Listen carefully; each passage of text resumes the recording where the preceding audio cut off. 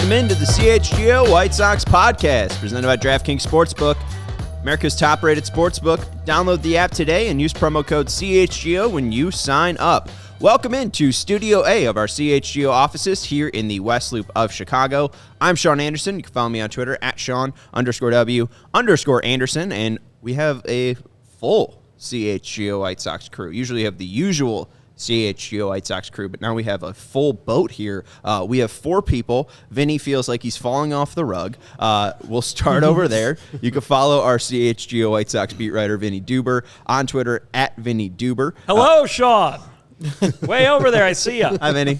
I do need contacts, but you still look clear as day, so you're not too far. Not that far away. All right. And then right next to you is Jared Wyllys. You can follow him on Twitter at J Wyllys, Y's instead of I's, right there. And then he's our baseball writer for CHGO Sports, was just on CHGO Cubs. So, I mean, you're pulling double duty today. It's a double header for me today. Right. And if we were out in Arlington Heights, it would be a lot easier of a drive. And then you got Herb Lawrence. Hello. You can follow him on Twitter at Eknermall23. He's our CHGO White Sox community leader. We are answering some big questions left for the White Sox. Obviously, we were wondering who would fill out the outfield. I guess it was more right field. They ended up signing a left fielder. Depending on what your thoughts were, I suppose. Right. Yeah. That was the big need, and they filled it. Andrew Benintendi. But what's next? Who's going to play second base? Where's Eloy Jimenez going to play? We have some interesting stuff from Vinny yesterday, who did interview Pedro Grifol at Guaranteed Rate Field. We'll bring you some clips back from that about Eloy Jimenez. We also have some Rick Hahn audio on second base, Andrew Benintendi, and Eloy Jimenez. And I got some weird stats for you guys. So I loved your suggestion about taking a Scrabble game and just throwing some pieces down on the table. It's just what I assume you do every day anyway. Whenever you tell me one of these stats, I assume you just did that. So Scrabble's at my mom's. Gotcha. So I would be doing it, but I got to make a trip to the south side. Sure. So soon I will be doing it. But I did bring some normal stats for you guys. I was on Reddit today, and I want to give a shout out to Constant_Gardner11 because he has 2 posts that I'm actually going to bring up today. But he did post the league batting line by lineup spot in 2022, and this kind of grabbed my attention just because we've been talking about where will Andrew Benintendi bat. We had the poll yesterday. Will he be second, 7th, 8th? Second leadoff at 9th. So I do want to bring this up. You could see, obviously, the guys who bat first, second, third, fourth usually are pretty good hitters. Those are the only spots that are above average. 2022 league stats are on the left. 2022 Sox are on the right. But I just thought it was really interesting going through this and putting this together for the Sox and seeing, they're a little bit above average at the leadoff spot, 107 weighted runs created plus compared to the league average of 103. When you look at the third spot in the lineup, they're pretty much average, 114 weighted runs created plus compared to 117. Then you look at fourth, where Jose Abreu was, 141 weighted runs created plus compared to a league average of 109. Mm-hmm. But then second, we talk about Andrew Benintendi. League average is 115. Andrew Benintendi has been batting second basically his entire career. White Sox average last year was 94. So kind of seemingly Andrew Benintendi fills that hole very, very well. No? Yeah, I mean, another thing, we're rattling off basically everything that he does that improves this team with the exception of the one big power department. But there you go. I mean, there's another thing you can point to and say, all right, well, they've improved in this department with Andrew Benintendi. Now, they've dramatically decreased with losing Jose Abreu and a lot of others, but you've got Benintendi here, base running, defense, the guardiansness that we keep talking about, and now you're talking about a very specific item there, batting second, but hey, there's another thing that he brings to the table here, even if that home run total had people kind of holding their nose during this the news of this signing. There's a lot of things that he does really well and a lot of ways that he makes this team better. And yeah, you saw what that chart looked like. The top was a little heavy, and the top hitters are supposed to be your best hitters. It doesn't fall off the table that much for league average, but the White Sox, it did, just dramatically, from 144 to like 68 and stuff like that. So, like I was saying yesterday, Andrew Benintendi, these other players who are supposed to be healthy for the year, this should help Eloy Jimenez stay healthy for a majority of the season.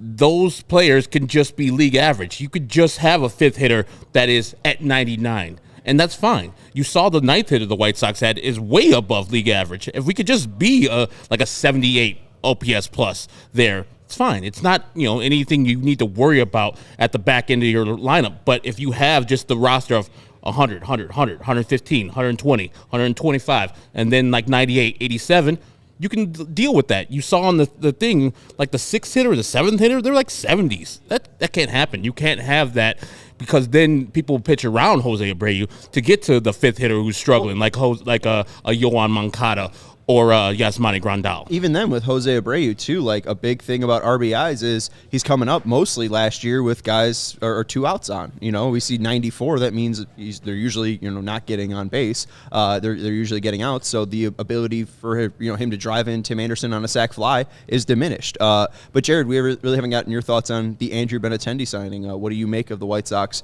going out and making this deal? Yeah, I think, and specifically kind of playing off of what we were just talking about, is the way that if you have him as your second hitter on a consistent basis where he's the guy in that spot, what that can do is it takes some of those guys who had been batting second in 2022, drops them down the lineup a little bit, and it does improve you in that second half of the lineup. Some of those at-bats become a little more quality, and I think that's a subtle improvement as well, because we know all of the things, the defense, the base running, all of that. And like Vinnie mentioned, yes, the power's a question mark, but he's an improvement in so many other ways that I think you can accept the power question.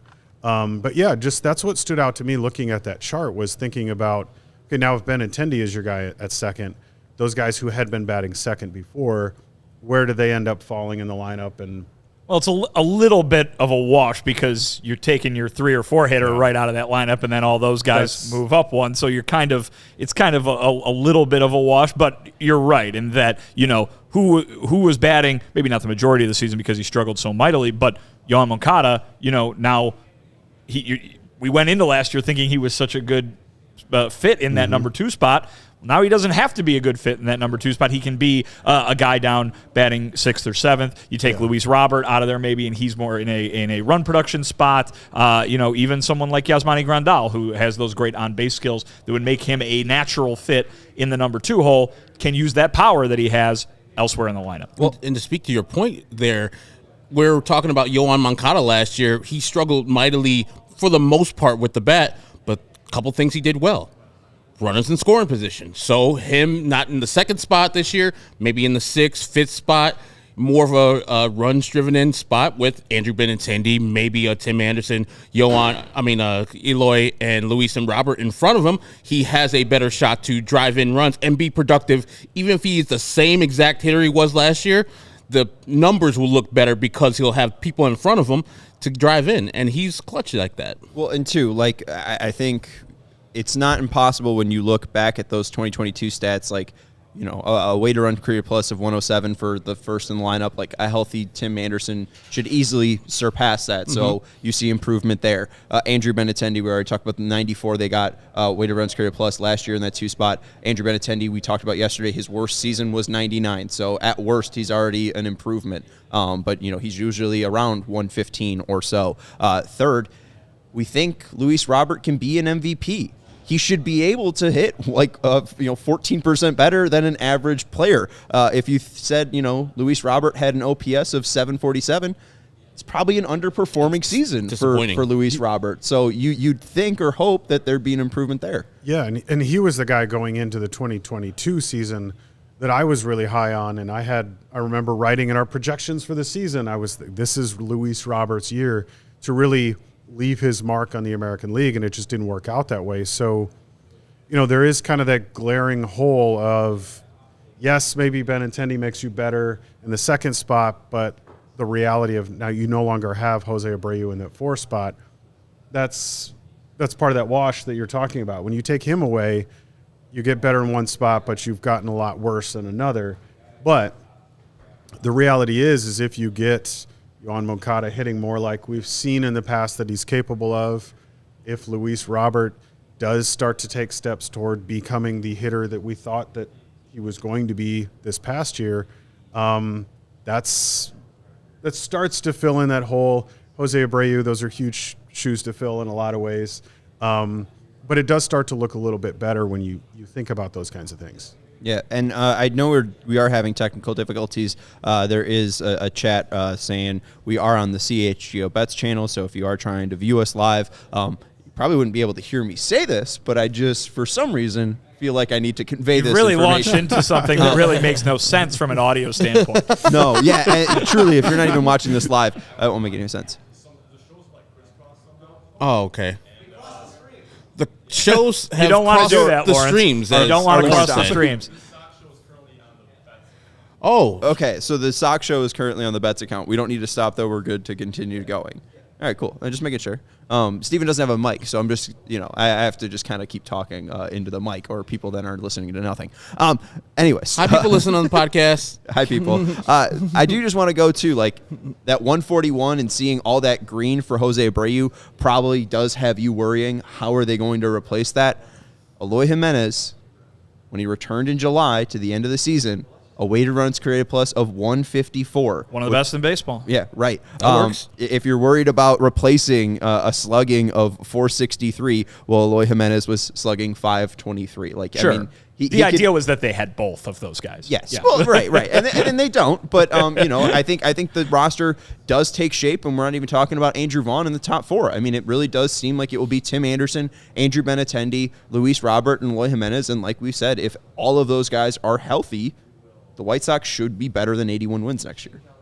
Yeah, absolutely they should. It's whether or not, that's enough to make up for losing your best player. And listen, I have Does it seem I have like very a tough little task, I guess, now at this point? Now seeing the team put together, does it seem tough to replace Jose Abreu, seeing the stats kind of slide in and seeing that Andrew Vaughn, who could be projected to be a 120 weighted runs created plus player at first base and be a 3-WAR player or whatever at first base, you're only losing about 1 WAR with Andrew Vaughn. But when you see Benintendi slid in, does it feel like they've replaced Jose Abreu with Vaughn at first base and Benintendi in left field? No, absolutely not. They could have all of those players. You know what I mean? I mean, there was a way to put the puzzle together where you kept Jose Abreu, and they Vaughn opted play not in right to. field? No. Yeah, I mean, here's the thing: does that make you a bad defensive team overall, like you were a year ago if you're the White Sox? Yeah, probably. But the idea is that this team's supposed to hit and hit really, really well. And if Andrew Vaughn could hit in right field, and Eloy Jimenez could hit as the DH, and Andrew Benintendi could hit as the left fielder, why wouldn't you want Jose Abreu to hit as the first baseman? Listen, we've talked this to death. This is gonna be a story all year long, no doubt about it. Andrew Benintendi does not replace Jose Abreu. Jose Abreu is a much better hitter than most of the hitters in baseball. What they hope happens is that all these players play to their ceiling and then some, because that's the only way that you make up for that lost production. I think that they will play better this year. I think they are a much better than an 81-win team even without Jose Abreu. I think they could have been a much, much better team with him, but we'll see what happens. And this is why I wanted to have somebody in right field or second base, a professional Major League Baseball player, where we're talking about Andrew Benintendi's lowest mark in OPS plus is 99 for his career.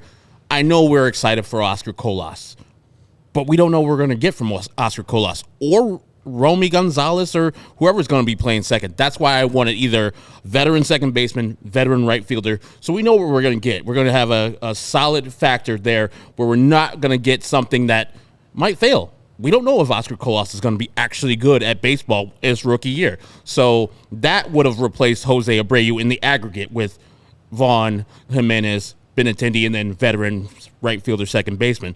Right now, I think they're still short of that, of the production, and this is not even talking about the leadership. So I would love for them to go out and get a veteran person, but I know the White Sox, they're probably just going to roll with the people they have right now. And like Vinny said, they need to perform to their 85th, 90th percentile, all of them, and be healthy. And this is just the hitters we're talking about, not the pitchers. Like, we're banking on these 5 pitchers to stay healthy the whole season because our depth is Dart and who?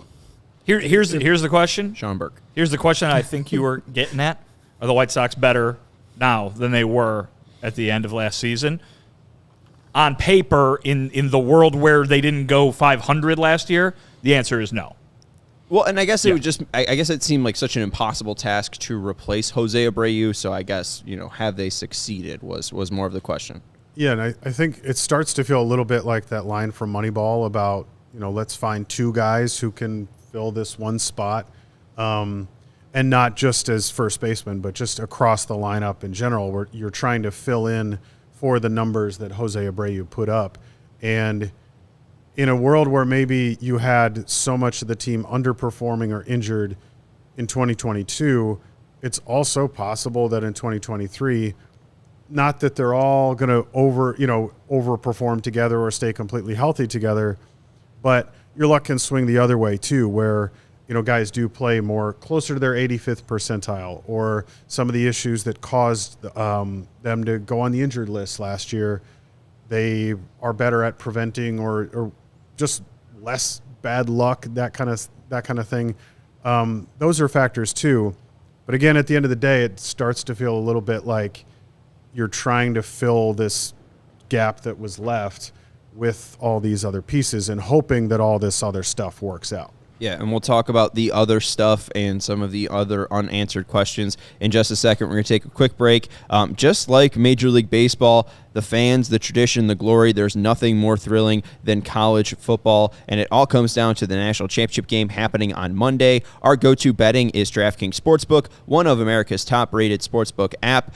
Georgia Bulldogs are currently 12.5-point favorites in this game, and right now new customers can bet just $5 on college football and get $200 in free bets instantly, win or lose. Plus, everyone can combine multiple bets for a bigger payout with DraftKings same-game parlays. Yesterday, I put together a same-game parlay for the Bulls game at plus 310 odds. Kevin Durant to go over 29.5 points. He had 44.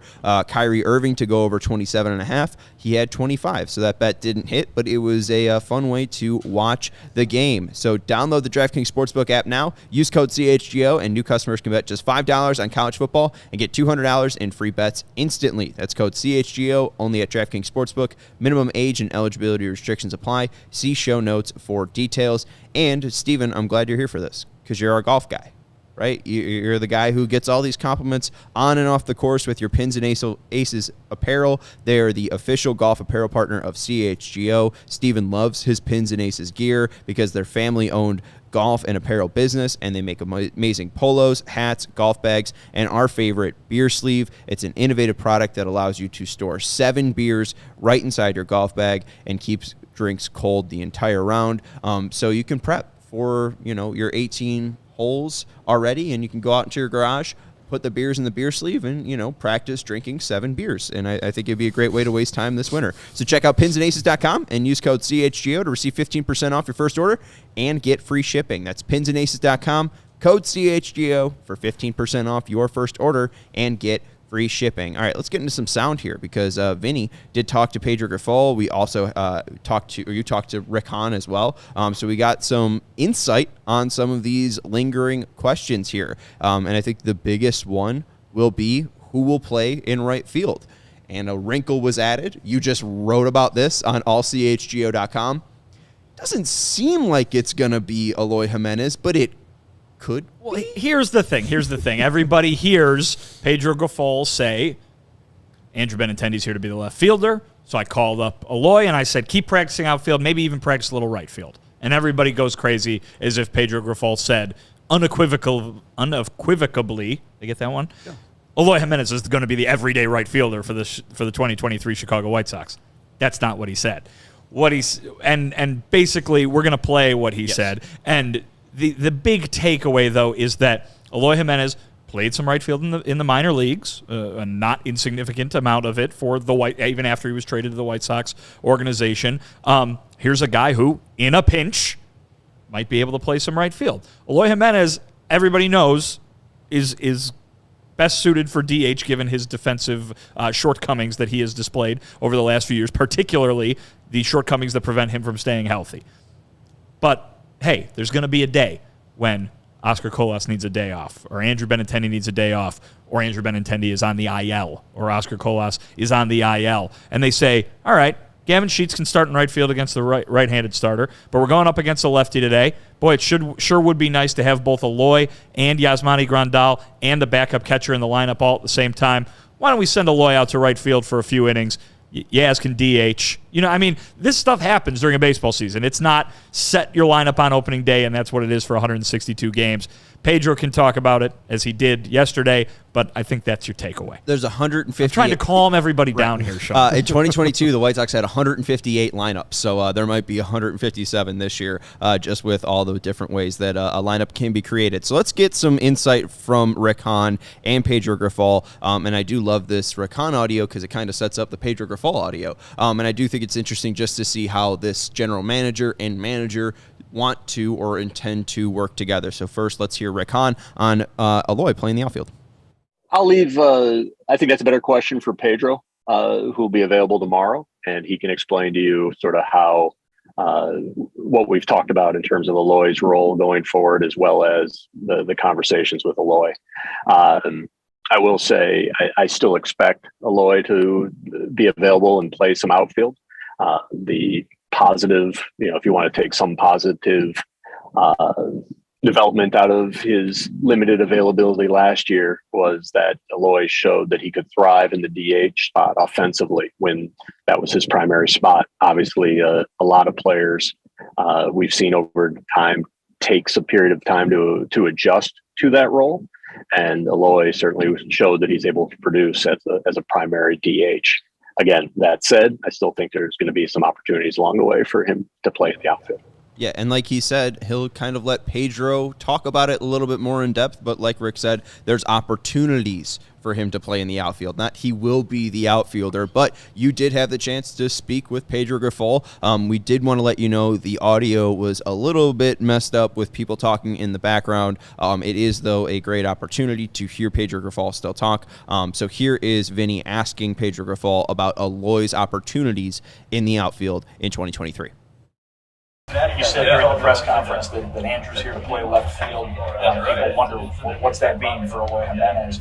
You talked about him continuing to work in the outfield, maybe play a little right field. Even what is the plan for Eloy moving forward defensively or positionally? Eloy's a dynamic offensive player. Everybody knows that he can be one of the best offensive players in the game.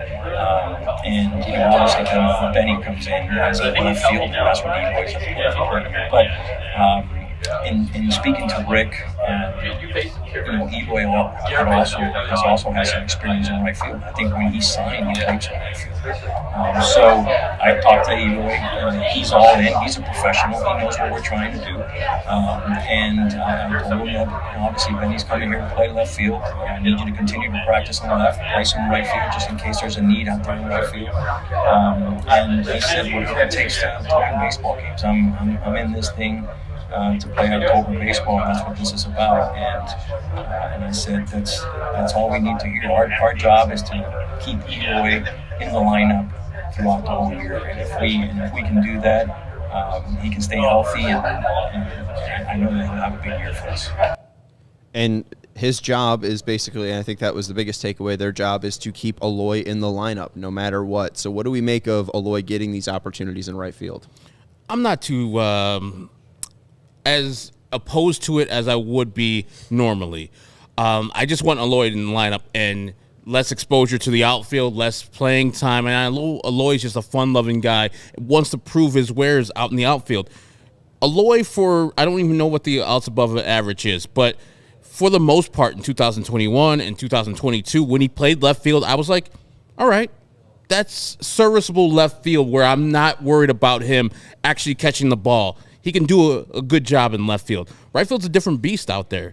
You're usually dependent on having a cannon of an arm. That right field and guaranteed rate is not that difficult to man, as it were, unless you're talking about that guy who ran head first or the knee first into that utility box in guaranteed rate. Dustin Fowler. Yeah, career's over now. But if it's 15 times in the outfield this year, 20 times, fine, as long as he comes out unscathed. That's all I care about, Eloy Jimenez, in the lineup for majority of the time, even better than the majority of the time.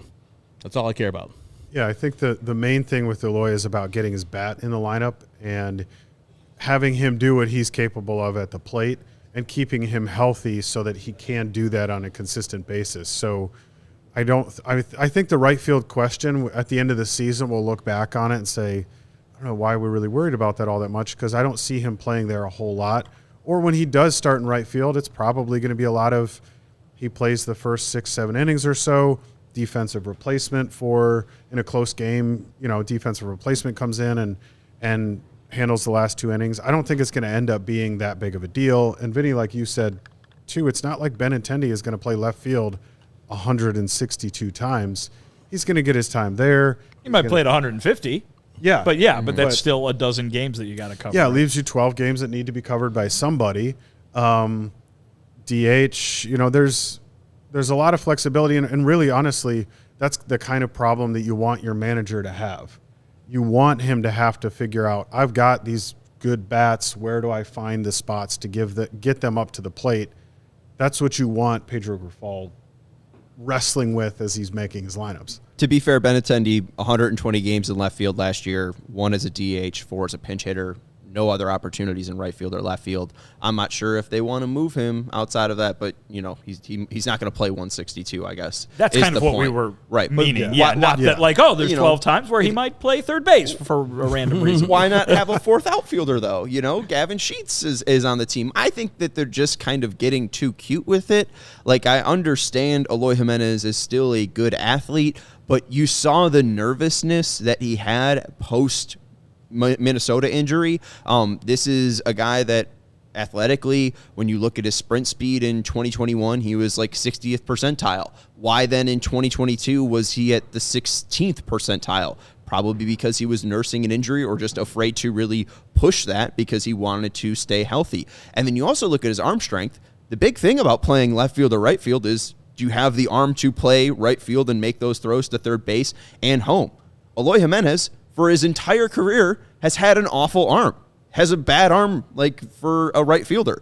So there's no reason to take him away from left field. So I just think that they're getting too cute for it. If you're going to put him in the outfield, I think you're taking it too seriously. You're taking this too seriously. I think he's going to play less than 10 innings in right field this year. I mean, I think this is about versatility. It's about maximizing a guy who might be the best player on the White Sox right now in terms of offense, certainly, and saying, okay, if we get into an emergency situation, can Pedro Grifol, turn to Eloy Jimenez and say, can you help us out? You know what I mean? I don't think this is anything where you need to craft an argument against being ready to do something. I think, Eloy Jimenez is the DH, and he is not going to be roving around the outfield like Adam Engel was last year. Right. This is a situation where, I think even the quote-unquote, in your mind, worst-case scenario, where the worst-case scenario is Eloy having to play the outfield, which is not really that bad. It means right field specifically. It means he's not in left injured. field, I'm okay. But I think the point is that,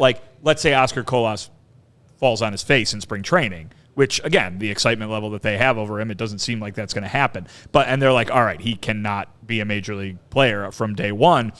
All of a sudden, you've got Gavin Sheets as your right fielder, but he maybe only can go out there against one hand of starting pitching. That's maybe when you're looking at Eloy's time in right field, if that's even going to happen, increasing. But hey, you've got Larry Garcia who can play out there. If you're just looking for a body to put out there that isn't Eloy Jimenez, there are people that fit that description. So is he like the 6th outfielder then? Like if Gavin Sheets is the 4th outfielder and then Leary's the 5th outfielder, would Eloy even be like the 6th or 7th outfielder with Vaughn having the possibility? You're just saying it's possible that he might be in the outfield. Maybe it's like when he's your right fielder in the same way that your running back becomes your emergency quarterback if the first maybe it's something like that.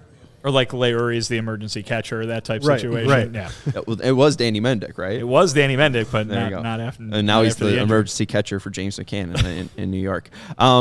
So you did ask about Oscar Colas, though. I did. Seems to be the leading guy for right field. So let's get Pedro Grifol's thoughts on Oscar Colas, the 25-year-old slugger who tore up AA and AAA.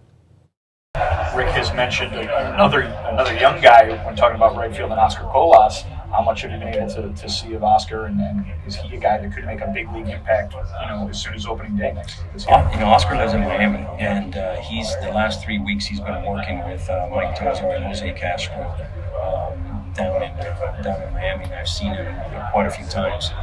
So he's been pretty impressive. He's a young kid, got a good head on his shoulders. He's played in Japan. He's played minor league baseball in Japan. He's had success here in the minor leagues. He looks good. He's in really good shape. He's strong. He's got potential to be an impact bat, and I know he can throw. I haven't seen him play defensively, but I hear that he does a really good job out there, and I know that he's got one heck of an arm because he was a pitcher too. He's a two-way guy. He's mid-90s, so I know he can really throw. But we're looking for big things out of him too. You know, he's going to have every opportunity to make this ball club in spring training, and we'll see where it goes. Every opportunity to make this ball club's pretty strong, no? Yeah, I would. I mean, listen, Rick Hahn, I think, surprised when he started talking up Oscar Colas. Is like, he brought him up unprovoked, if memory serves. I believe it was at the GM meeting, saying to the reporters who were there, hey, don't forget about Oscar Colas. He's a guy. He might be the right fielder kind of situation. And I think that all signs point to that ending up the case, especially after they go out and they spend their money to fill that left field vacancy. Right field. I mean, hey, Oscar Colas is not nothing. He's their number 2 prospect in their organization, has had some pro experience before joining the White Sox organization. Looks like they're ready to give him a shot with the power tool that he has, with the defensive ability he has out there. He should be an upgrade defensively over what they were last year. So you get a big upgrade in the defensive outfield between Benintendi, Colas, and a healthy Luis Robert. It should be much different looking from simply a defensive standpoint than if Colas can do anything offensively. That's a cherry on top of the sundae. Probably, Herb, looking at him being your 8th hitter if the season were to start tomorrow. Oh, yeah, and I just think about how this all came about and how this is available. Thank God for A.J. Pollock, who still doesn't have a job, which is weird. Like, that was a gamble that he might lose on, but Oscar Colas. You think he might lose on it? Oh, yeah. Goodness gracious. That was just, woof. Whoever is advising him needs to get fired. But, yeah, Oscar Colas, I'm excited about the kid. I'm excited about his future because he did nothing but mash down there, as you said. He killed AA and AAA. And, they tried to do the Project Birmingham thing and keep all the people down there. He's like, and you're just too good. Get your ass up to AAA and see what you can do up there the last couple weeks here. And he did well there, too. So I see him. I would have my druthers to have him just in the minors. But if he comes up and Rick and all the staff thinks he's ready to go and play on day one, I'm good with that. And they're not going to play any, service time manipulation games. Go ahead and let the man get his at-bats in. He's batting 8th or 9th in the lineup. No pressure on the kid either, because you got all these big-time sluggers in front of you. You're 8th. You don't have to do anything but be you. And if you are a little bit better than you can be moved up to the lineup in later in the year. I am interested, though. Now that you think about this, you get thinking about this. Gavin Sheets, left-handed bat. Yep. Mm-hmm. No shift. Hasn't really had much in the way of opportunity to hit against left-handed pitching. What is Gavin Sheets? And does Gavin Sheets say, No, Oscar Colas, I got this. You know what I mean? Like, is he a guy who can go out there and put on an offensive display in spring training now that you got some rule changes that would work in his favor and, maybe just get some more reps in? Is he a guy that all of a sudden is the answer in right field? Well, yeah. I found some Cliff Floyd footage on Andrew Benintendi breaking down his leg kick and stuff, and he's been a big fan of Andrew Benintendi's leg kick since 2019, but Benintendi's kind of gone away from the leg kick, and Cliff Floyd was thinking, well, he's trying to beat this shift and spray to all fields, so we might now see the leg kick come back, and maybe Andrew Benintendi might get some pop back into his game, but then I wonder, too, if that's what Andrew Benintendi was doing, we saw Gavin Sheets clearly try to spray to all fields. If Gavin Sheets can unload, he still was close to the team lead in home runs last year at 13 at guaranteed rate field alone.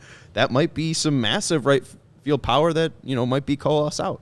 And especially the difference when it's a young hitter who is trying to compensate for the shift versus somebody who's a veteran who has a lot more experience. Yeah, somebody like Sheets who can go up to the plate and not have to think about beating a shift or trying to hit to a different field than whatever might feel natural for him. I'd love to see in spring training just a true competition between Gavin Sheets and Oscar Colas. And, maybe Colas doesn't make the roster on opening day, but it's, he had just I had to go and look it up just to make sure I was remembering right, but he only had 30-some plate appearances in AAA at the end of the season. So it's not a lot. So it's not a terrible scenario if Sheets really shows you something in February and March, and then you can say to Colas, we're going to send you back to Charlotte and have you play a few more weeks there and just see how things play out. Where the opportunities sometimes create themselves as the season goes on. But yeah, I'm very curious. I'm glad you mentioned that. What does Sheets look like as a hitter when the shift isn't there? And we know as fans that we would love it to be a meritocracy where if Gavin Sheets and Oscar Colas are battling and Gavin is the better player by far, they give him the job. But sometimes teams and players and managers are like, I want Oscar to do well. So if Oscar comes anywhere near where Gavin's at, Oscar's the guy. I hope they do a meritocracy where it's like, okay, this is an actual battle because we don't know if we're going to go in with a rookie in right field or we're going to go with the guy who, like we said, the shift is gone. He hit a lot of balls that way. He found holes, and he hit a lot of home runs at guaranteed rate.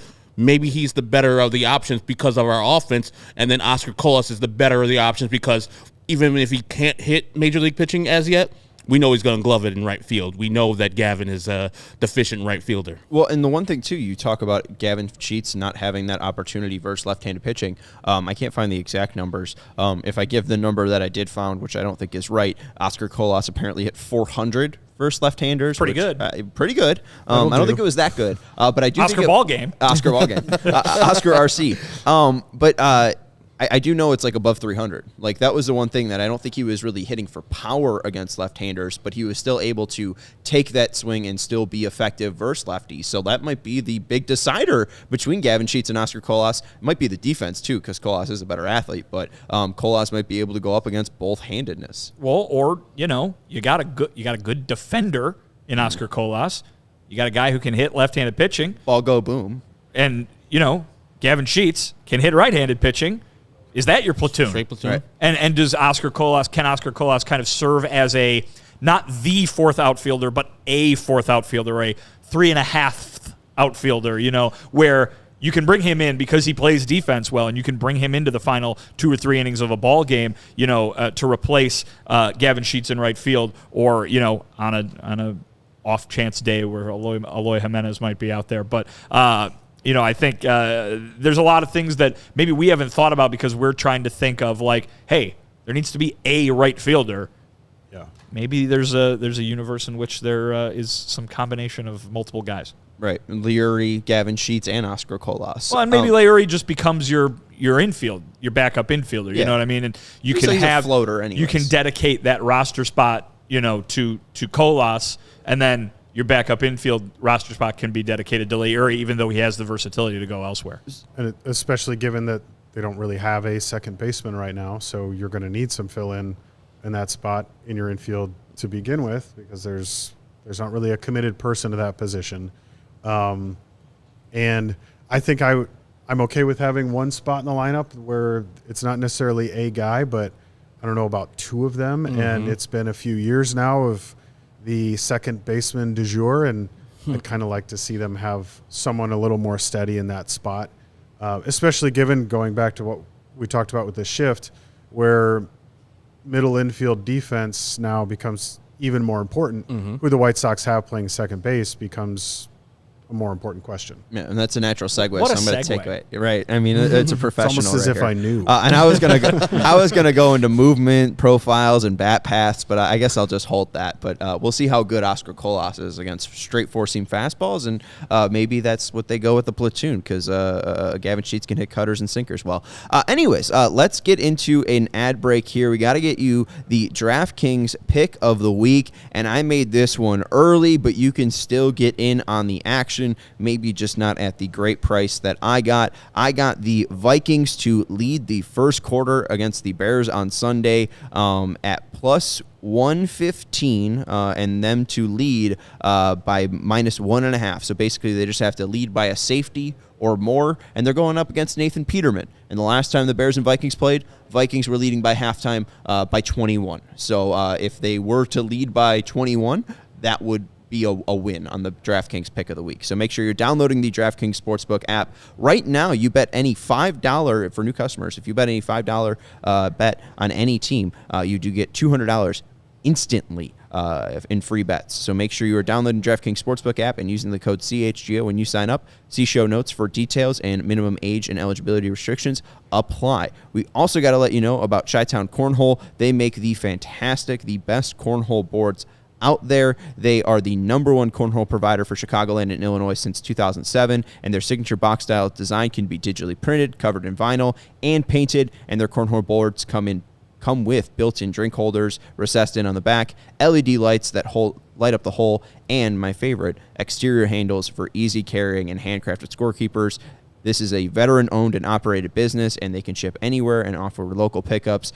Using these boards at our tailgates, they are fantastic, high-quality boards, and we highly, highly recommend them. So go check out their website, ChiTownCornhole.com, and make sure to follow them on Instagram at ChiTown Custom Cornhole Boards. And you can see all their very pretty boards that they made. They just made a Messi and Maradona one. So, they can really bust it out. Whatever design you want, they'll even go all the way to Argentina to get inspiration. All right, so check out Chi-Town Cornhole Boards for your next bag situation. And then we got to let you know about FOCO. We already told you about the Andrew Benintendi Arkansas bobblehead that you can get for 10% off using the code CHGO for all non-presale items. But Chicago, you've already got the best coverage for your favorite teams. That's us, CHGO. So get fitted in the best sports gear around. FOCO has you covered from the Soldier Field to the front room, north or south side, with hoodies, slippers, signs, bobbleheads, and everything in between. They are the leaders in sports apparel, merch, and collectibles. FOCO, FOCO. If you're looking for the perfect gift for the football fan in your life, FOCO's got you covered with hoodies to fight that Lake Michigan breeze. So again, check out FOCO.com or click the link in the description below. For all non-presale items, use the promo code CHGO for 10% off. All right, let's get right into the audio and sound and talk about second base. Rick Hahn was asked about the second base options internally and if they will add, and here are his thoughts. It's certainly a possibility. I mean, look, we think very highly of Romy and think Lennon Sosa is a guy who's got a very bright future as well. Ultimately, that could be an area where we have future additions, whether it's in the next few weeks or something that happens in camp. If in the end we're choosing from Romy and Lennon with Lee Urey as a potential backup, that's something that we certainly feel is gives us an opportunity to win, but at the same time isn't necessarily going to preclude us from looking at ways to get better. There could be something out there is basically what Rick Hahn said, and I thought it was very interesting seeing the breakdown of the Benintendi deal. He gets a $3 million signing bonus to go along with $8 million, so it was a 15 AAV, but only $11 million for 2023. So does that mean the White Sox will add at second base? Is there still a free agent move to add at second base, the hole that you think is most prescient? I mean, they could. I think the big question is who's actually out there right now that would be available that's not going to just feel like a repeat of what they've done the last few years. We can bring Josh Harrison back, Steven. So I said prescient, I meant precedent. But Josh Harrison was my actual suggestion. Why not? I mean, we talked about his ability to play above average offense and above average defense. Not a lot of guys that do that at second base. I'm good. Yeah, I mean, from a production standpoint, it's not interesting. The question is it more interesting than Romy Gonzalez, or is it more interesting than Lenyn Sosa? Thought it was interesting there that Rick did not mention Leuri as a potential starting option. Straight backup. But there you go. He's on the team for next year. He is. But $5 million backup. Nice. Yeah, I mean, I've been saying all along, I think that the move that is probably coming is very Josh Harrison-like, in that it'll be someone of that caliber, of that not top-tier caliber, and probably at a similar time. And Rick said that was a possibility that it might come in camp. I see that happening if for no other reason than you have some certainty, you have some stability that you don't have with the young guys right now. But maybe that is coming on some sort of minor league deal. And maybe it's a Josh Harrison type on a minor league deal. So if Romy Gonzalez does do well in spring training, or Lenyn Sosa does do really well in spring training, you say, all right, thanks for the competition. We signed you to a minor league deal. There's no risk. We're not guaranteeing you any big money. We'll go ahead with the guys that we had. And maybe that's what ends up happening. Maybe this is less of a Josh Harrison type signing and more of a Jonathan Lucroy type signing. Yeah. Tim Beckham signing. Jonathan Lucroy. I thought he had the job. I thought Jonathan Lucroy was going to get that backup catcher job. I would have, I'm not a betting man, but I was very confident that was going to happen, and boy, did it not. And a deal like that could function almost as an insurance option. Sign somebody, a veteran, to a minor league deal and give some competition to these younger guys. And if they work out, like you said, hey, thanks for coming. Hope you enjoyed your time in Arizona, and happy trails. Or if some of these younger guys don't show you what you want to see in spring training, then at least you have the Josh Harrison type that you can rely on to provide some stability to the position. Not necessarily the production at the position that you want, but at least the stability to say, okay, we've got our guy for second base for now at least. This will work. Almost like a placeholder type option. You'll fill this spot while we need you. And hey, remember all those trades Rick said we're coming down the about pipeline for the White Sox this offseason? There hasn't been one yet. 2 free agent signings and a few minor league deals, but no. Well, I guess Gregory Santos was acquired via trade, but hey, maybe that's what happens. I mean, Reese McGuire last spring. That was like 2 days before opening day or something, or like a week before opening day, something like that. So it can come down to the wire. They've shown it before, and maybe you get somebody who you think right now is like, oh, they're a piece of this puzzle in some fashion moving forward, like we all thought Zach Collins was going to be, and it's okay. They're going to swap him out for somebody else that fits what they're doing a little bit more. And to be fair, though, that move was made so late just because of the lockout. So, those moves will be spread out just a little bit more fairly, I think, rather than just all like right when spring training started. Well, sure, but I guess my point is we didn't need a lockout in the years prior to that for a lot of roster moves to be being made once after camp officially started, be it high-profile free agent signings or minor league deals where guys showed up 2 days after camp started, and so I really think I really just think that anything can still happen in terms of acquiring something. Just don't think it's going to be somebody who's going to knock your socks off, no pun intended, because I just honestly see them picking up somebody not splashy, but that might provide just a bit increase in certainty than they have right now. And to be fair to Josh Harrison, he was a pretty decent above average or just average actual glove man at second. And to a point that Jared made, you're going to need that. You're going to need a guy that's covering a lot of ground at second base because of the shift being gone. And so you need a guy up the middle. And we already know Tim has his moments up the middle. So you don't need another person on the other side of the base being shaky. So a solid glove at second base might be more valuable than an actual person that is a veteran that can hit. So you're looking more for the defensive side of the second baseman instead of the offensive side. That's why I've always gone for Jose Iglesias. That guy would be, I think, perfect for the White Sox. But he's a natural shortstop. And two, I think if you're looking at the guys that are currently on the roster that are fighting for the position, Lenine and Romy, both of those guys, I would describe them as bat guys rather than glove guys. Yes. So I think they're probably looking for somebody to provide something with the bat. I don't think they're looking and would eat a guy who's going to give them a 64 weighted runs created plus. Like, I think they're looking for somebody who can be a little bit more balanced. I do want to just pull up those splits again by the batting order, just because you said Colas would bat 8th. In my first draft of my White Sox lineup, I was thinking that Colas would bat 8th because it'd be Tim, then Benintendi, Luis, Eloy. I have Moncada 5th, then Vaughn. Then I go with Yasmani, Colas, and whoever's playing second as the 9th guy. Well, so the Sox had their 8th hitter had a weighted runs created plus of 85. I think most people would be like a rookie having that as their weighted runs created plus would be fine, swallowable. Not as your right fielder, though. It's not great. Not as your right fielder, though. Steamer has him projected as a 116 weighted run created plus. Oh, wow. So I think the improvement of 85 to 116 is huge there. But then, too, I mean, Josh Harrison, just looking at 6, 7, and 8 spots right there. And to be fair, Josh Harrison was the 9th hitter for the most spot, and he was clearly above average compared to major league levels. 81 weighted runs created plus for the 9th spot, 97 for the Sox. We know that they were consistently leading the 9th hole in batting average. But Josh Harrison, I really think, looking at what he did last year, it was like a 687 OPS. He'd do better than what they had at the 6th spot last year. 7th spot last year, 8th spot last year, and be consistent with their 9th spot. What was the option? I don't remember the number. What was the option? That they turned down. $5 million. How much? $5? Yeah.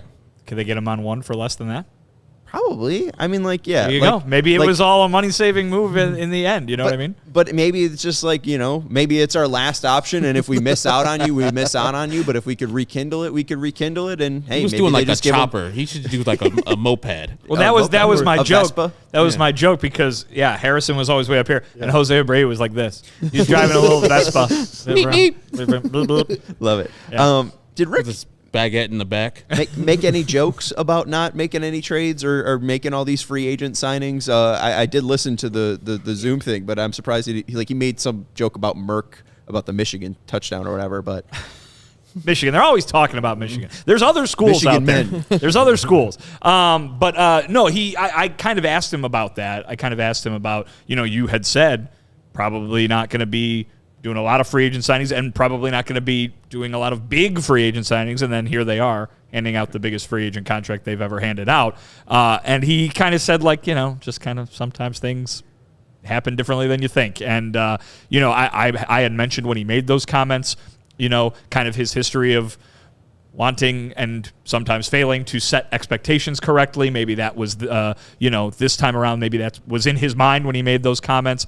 But, maybe it is just a case of we weren't anticipating that when it happened, and then this kind of materialized better than we thought. That being said, Benintendi is a guy who they've wanted for 7.5 years, as he said. So, I'm surprised there wasn't more gloating on that. I thought this was Rick Hahn's mastermind idea, where he always talk about the White Sox working in the dark and everything like that. And it would make sense that the White Sox are working in the dark. Oh, we're going to be trading. And it's all we have our eyes on are Andrew Benintendi, and what kindled this relationship with the manager was Andrew Benintendi. And we geeked out about Andrew Benintendi. So I don't know. It might be maybe their secret plan or whatever. But do you think they're going to add more? Would it be a trade? Would it be free agent? I know he addressed it a little bit, and maybe that will get our discussion here. Will it be a right fielder? Will it be a second baseman? But what did Rick say about trade or no trade coming up? I mean, I don't know about that specifically. Obviously, he always talks in trying to keep every option on the table, and hey, anything could happen at any moment. You never know, kind of thing. And I do believe that's true because, again, you got to answer your phone and listen to whenever anybody says anything.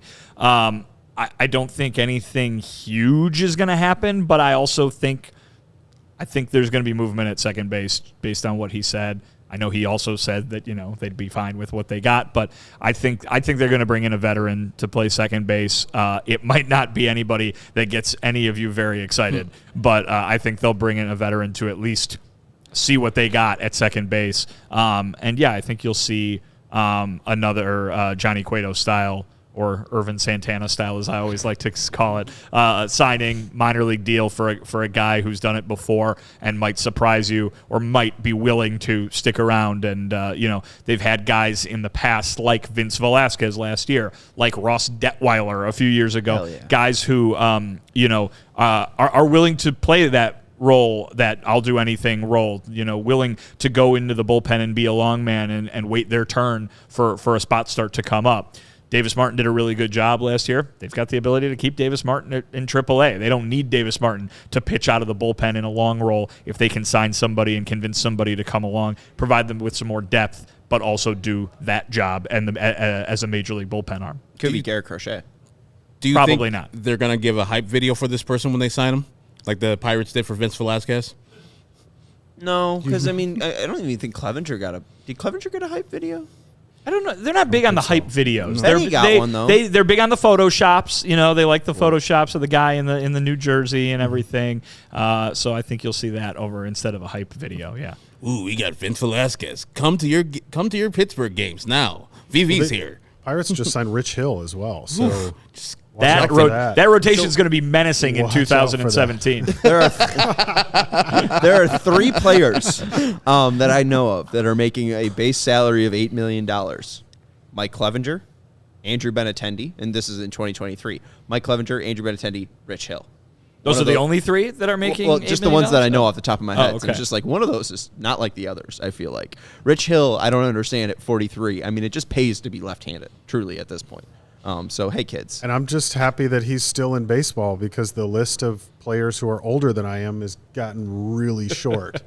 So Tom Brady's still helping you. Do I have keep any? at it, Rich Hill. Not a baseball player though. Tom Brady. It's true. Little known fact. He was drafted, He was though, drafted. by the Expos. All right, so what's the next move, if anything? Jared and Herb, what's the next move? Close us out here. I mean, is it right field? Is it second base? I mean, what's the finishing piece maybe to this 2023 team? I don't even know if he's talked about, maybe improving second base, but I don't even think there's an appetite for necessarily going out and getting these people. There's not a huge, great second base / shortstop market out there to be had. And so you can trust in what maybe he trusts in Romy Gonzalez and Lenny Sosa and Oscar Colas. And it's like, you know what the rest of the guys who are trusting on 7 other guys, they'll carry the offense. What these other 2 guys, other 2 positions have to do are just hold down the fort. Don't be terrible. And so I can see them just going to camp with this team and then seeing them play. It's like, maybe we need this guy, that guy, other. Don't be terrible. Yes. They're trying to win the World Series. And they've got 2 of their 9 starting position players. don't be terrible. Where That's you the think the team motto for- thing is don't be terrible. But that's why That's I think it. just like seeing that money that's allocated for this year, like that's why I think like You thought they left it open for a that's reason? why I think Josh Harrison is a possibility, just because like second baseman's so bad and he's just so normal, I guess. Yeah. He's so not terrible. He's just right. It could, yeah. Romy could be terrible, and no offense to Romy, but like he was a 22nd round draft pick. Usually those guys don't hit. Lenny Sosa wasn't trusted when he came up. Like Josh Harrison has been in the major leagues for 10 years. That's pretty good. Yeah, I think as moves wise certainly before spring training begins, I don't see much else happening. I think as spring training is going to be the time to, like we talked about earlier, there's going to be a couple of these position battles, see who really shows themselves. Yeah, and again, maybe you see like a minor league type deal for a second baseman. I saw earlier this afternoon that the Giants released or going to release Tommy La Stella. So who knows? Minor league deal. Why not? Mike yeah, Moustakas. Mike Moustakas Minor just league got deal. Why DFA'd. not? Yeah. Just, I mean, because again, it's like it's an insurance option. Royals. Sure, why not? Herb, you're turning your nose up over there. Yes. Guess what happens if it doesn't work out? Cut him, but still, I don't want Moose on the team. He's not going to do anything. I already know he's not good. He's not been good for a while. He might, but just playing in Charlotte, he might hit 25 home runs. Perfect. I mean, Mark Payton hit like 14. Do your thing. Enjoy yourself down there in Is Charlotte. Mike Moustakas going to go play AAA baseball? I don't think he'd get a major league job. No, but No. the idea is that he'd get a minor league job and then prove it, right? Yeah. Yeah. And then somebody will trade for him. Oh, we need. Yeah, I mean, injury- Matt Carpenter played AAA baseball. You feel like he's going to go the Dallas Keuchel route. Might have to pitch in the minors a little bit and then yeah. get a chance. I mean, Moustakas has been pretty bad. Yeah. So, I mean, really, I think he's fighting for a DH role, not a second base role. Now I say that, and the Cubs just signed Eric Hosmer. Different situation, because the Cubs are only paying league minimum for Eric Hosmer while the Padres are paying the rest of his salary. It's ridiculous, like $38 million for the next 2 years. Dumbass Padres signing that contract initially. But if it's just a $700,000 deal and Mike Moustakas is not your starting second baseman, please, Jesus, no. But a guy just coming off the bench and, maybe can hit a home run once in a while, fine. Resigned to it. I'm just thinking of other Chuck jerseys. Jonathan Lucroy, if someone has like a spring training Jonathan Lucroy jersey. I don't even know why would you even have access to such a thing? You think that ends up at the garage sale? A Jonathan Lucroy spring training jersey? As soon as he got cut, they're like, People take have their this names off, on the back of their spring training You can jerseys? make custom jerseys. They do. Oh, someone had it made. Or maybe a Mike I'd like to meet that Moustakas person. Yeah. Yeah, right. The person that gets a custom. Jonathan Lucroy Right. jersey. This is the thing about spring training I don't understand. Like, black absorbs heat. The color black, Yeah. when you have, they always wear black in Arizona. I'm like, Aren't you wearing yourselves out more than the other teams? Wear your white jerseys. White Sox. Good guys wear black, Herb. Yeah. But And smart and they guys get wear drank white, before they leave Arizona. Anyways, it's going to wrap up the show. We appreciate Jared Wyllys for joining us on this full crew of CHGO White Sox. Make sure you follow Jared on Twitter at JWyllis, Y's instead of I's on Twitter, and he's our CHGO baseball writer. That's Herb Lawrence. You can follow him on Twitter at Actonwall23. He's our CHGO White Sox community leader. Vinnie Duber has done some fantastic work over the past week. You could check out his 2 latest articles on Andrew Benintendi and Eloy Jimenez playing right field, the possibilities of him picking up a glove for maybe 10 innings. Sean's a big tease guy. He's trying to keep this story going. 5 innings. Hey, it was a good article. But make sure you go check that out. And 2, after the show, probably around 5:30 or so, the 5:15, the Andrew Benintendi interview will post in its full on our CHGO Sports YouTube channel, and then around 8 o'clock, the full interview with Pedro Grifol will post. And that's so when you wake up on Friday morning, you will have 15 to 20 minutes worth of full interviews to watch. Or you can go to bed listening to Pedro Grifol. I can think of no better way to start the day. Yeah, exactly. Coffee, Absolutely. Watch bowl of cereal and Andrew Benintendi. I got my Rice Krispies ready to go. Like treats or cereals? Oh no, the cereal Rice Krispies. Oh, Snap. Yeah. Oh yeah, Crackle Crackle Pop. You ever had Rice Krispies? Benintendi. I'm more of a Cocoa Crispy Okay. guy. I Cocoa Krispies are good. right. You know, I would like the chocolate just a little bit more. You It's know, understandable. Yeah, Rice Krispies are not good just by themselves unless you need a sprinkle of sugar. You have to likes it. revisit our cereal draft for all of our cereal-based opinions. I'm next. Maybe that's Sunday show as we can do another draft here. But anyways, make sure you check out those interviews on our CHGO Sports YouTube channels. I'm Sean Anderson. Make sure you can follow me on Twitter at Sean_W_Anderson. We have a podcast only coming out Monday at midnight. And thank you to Stephen Nicholas for producing the show today. We'll talk to you on Monday morning, early morning at midnight. And go White Sox.